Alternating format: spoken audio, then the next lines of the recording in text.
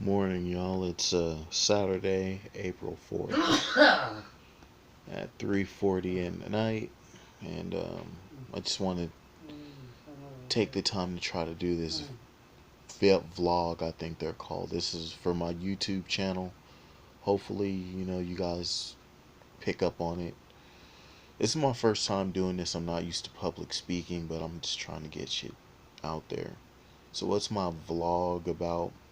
The same thing my blog, Twitter, Instagram, and my GoFundMe page is about: justice. Helping those who can't help themselves, including myself, by exposing the truth about living in a nursing home and hospitals in a long term capacity from my personal experience, while seeking justice for crimes committed not only against myself but others, by doing my best to have people take responsibility for their actions. People that we trust with our lives, trust with our family members' lives. We all trust strangers with the lives of our loved ones. And many people abuse that trust without consequence due to the protection of a broken system and corporate protection that gives people the power to play God and cover it up with fake smiles and disingenuous compassion. For example, 5 years ago I watched my roommate killed at the hands of neglectful nurses, CNAs, and even management. Even the administrator knew what was going on and didn't respond appropriately. They gave him the wrong medication. They actually gave him medication that was meant for me, then ignored his need for immediate medical attention, to the point I personally called 911 myself, thinking someone would eventually do their job, refusing to accept what I was seeing. I took too long to call, and he died as a result. Due to my efforts, the family got a settlement. One nurse quit, and the other one got a slap on the wrist.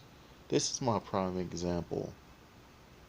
And if you want to know more, there's a Fox News link that's called True Story that you should click on, and it'll tell you more about what happened to my roommate, John Bell.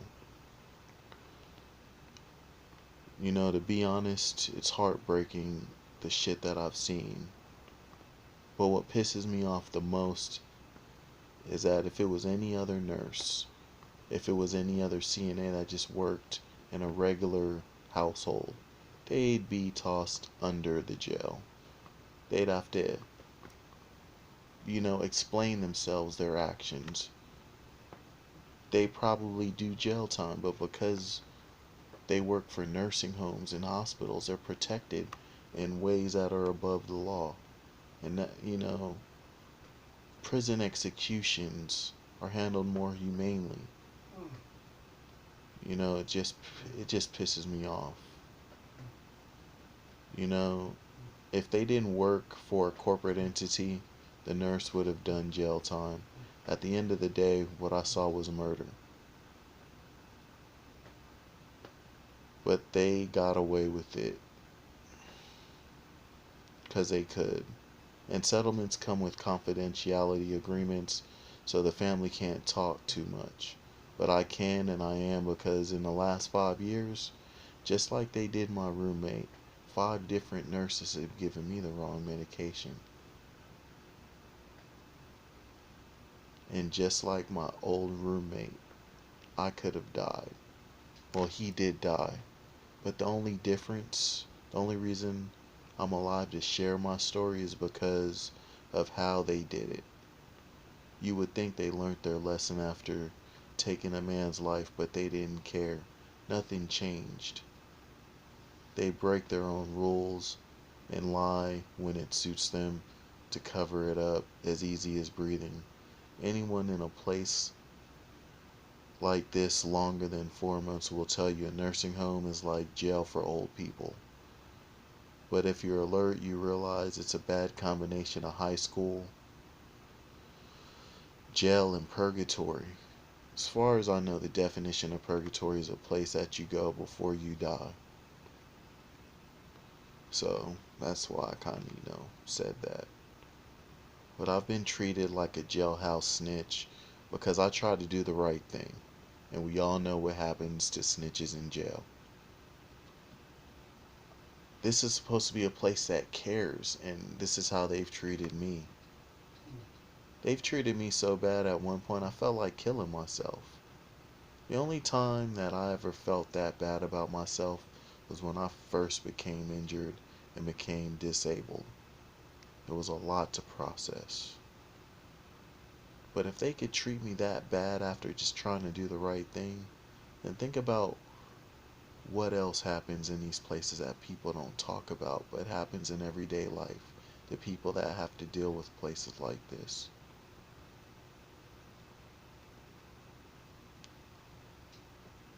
Just think about that. Your mom, your dad, your brother, your grandparents, your father.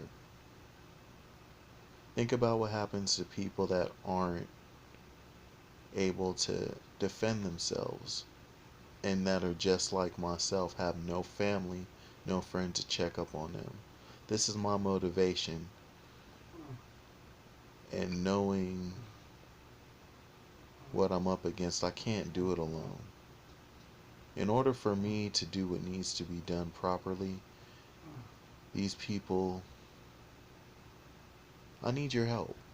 These people could have killed me and treated me less than human, and I was forced to accept it for years. Now I finally have an opportunity to do something about it, and I'm on a very tight time schedule. I'm on borrowed time at best. I've been forced to accept abuse, neglect on such a high level. Nobody cares unless it affects them directly. And, honestly, I just need to find a few people that have the compassion to help me get through this transition. I want to get back out in the community and live because, for the last few years I've just been surviving and I've barely done that. But before I make that full transition, I want to set a few wrongs right.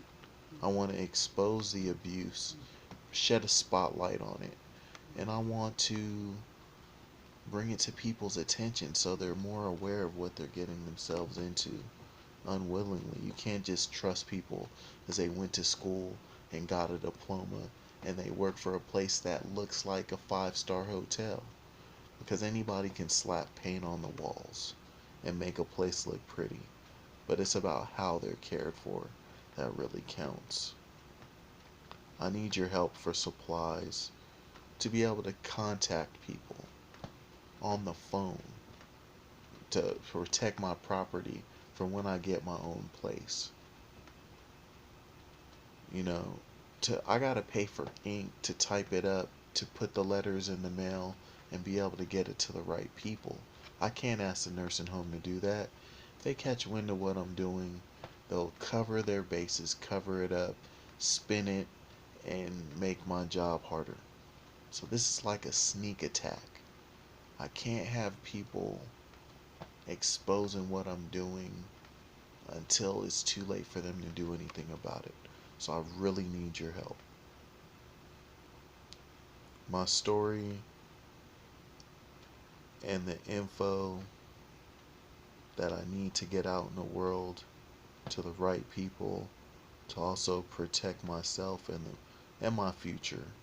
While doing this, before it's too late, I'm one person standing alone against people with close to unlimited resources, people willing to keep a blind eye and their mouth shut. Their best weapon is keeping their dirt in house. My best weapon is catching them by surprise with the truth and the proof that I have to back it up. And that's just real. I know this video ain't the best. This is my first time.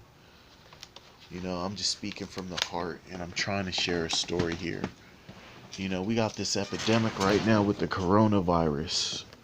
But when the coronavirus situation is over and done with, we still got to deal with everyday reality. And this is it. Not just for me, bless me, but for a lot of other people that don't have a voice. And if you want to help me be able to protect genuine life, people that don't have a voice, people like myself, then make a paid or make a donation at one of my many links at the bottom of my page. Check out the link, the true story link at the bottom of my YouTube channel. See what I'm talking about. Help me help myself so I can help other people. Have a blessed day. I can't keep this video on for too long. It's at like 11 minutes right now. I'm not sure YouTube will allow me to, have a super long video, but hopefully you got to the end and you're understanding where I'm coming from. And I'll make my next video better. Like I said, I'm not used to public speaking. This is my intro. It's rough, rugged, raw, but it's real as fuck. And my intentions are true. Have a nice day. Stay safe and stay blessed. Thanks.